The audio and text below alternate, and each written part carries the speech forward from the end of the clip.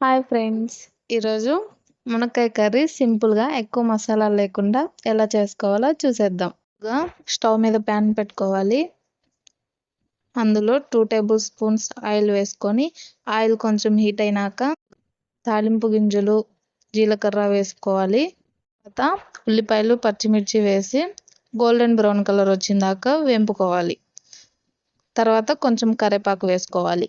తర్వాత మునక్కాయ ముక్కలు వేసి అందులో కొంచెం సాల్ట్ వేసి 2 నిమిషాలు మగ్గనివ్వాలి. టమాటా ప్యూరీ వేసుకొని కొంచెం పసుపు, రుచికి సరిపడా ఉప్పు వేసుకొని 3 మినిట్స్ మగ్గనివ్వాలి.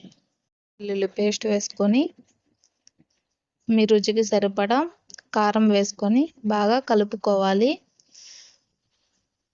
కొంచెం కరివేపాకు, కొత్తిమీర వేసుకొని తర్వాత దించేసుకోవడమే.